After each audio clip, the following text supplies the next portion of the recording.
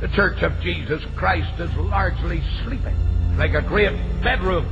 And you have all the Christians in bed, and they're all sleeping. And they're saying, please, don't wake me up. I want to sleep on. And of course, when God starts to operate a revival, people cannot sleep.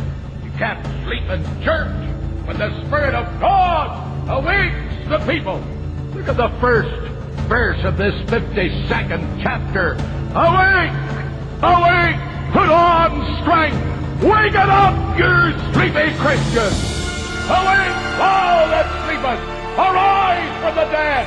Christ will give you life! Keep this in mind from an old man. There is no finality to the Christian life this side of eternity. We pray that some of us may go to our own funeral tonight and die to self and end all the failure and all the weakness. Why should a person come to the cross? Why should a person embrace death with Christ? Why should a person be willing to go in identification down to the cross and into the tomb and up again? I'll tell you why. Because it's the only way that God can get glory out of a human being. If I were to ask you tonight, you're saved, do you say, yes, I'm saved? When? Oh, so-and-so preached, I got baptized, and are you saved? What are you saved from? Hell?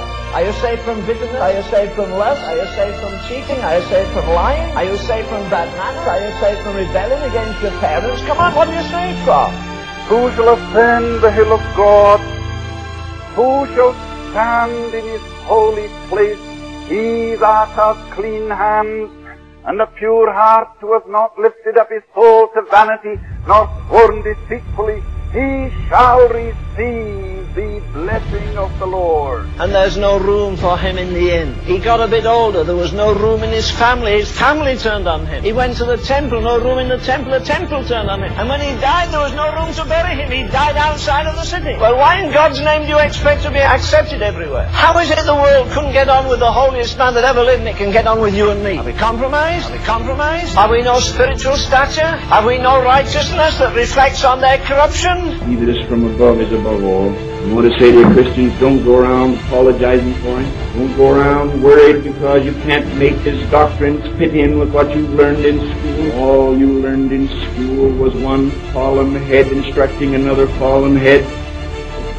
And you don't have to apologize for him. But as dear Dr. Tozer used to say, Len, you knew one thing about a man that was carrying a cross out of the city. You knew he wasn't coming back. Let's come to an altar and we go back the next week and we're as fascinated. We haven't spent half an hour with Jesus, but we'll stay 2 stinking hours in a movie house. And Paul says that's what the world is to me. It's a system of corruption and rottenness and vileness. It's anti-Christ from the world go.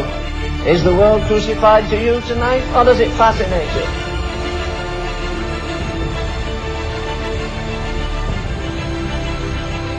Do we not need a very much greater conception of how tremendously valuable a true expression of the church is to the Lord? It's priceless. But the Lord give us more of this anguish for his church as a whole. Then it will be precious to him. And the question isn't where you're challenged, the question is where you're changed.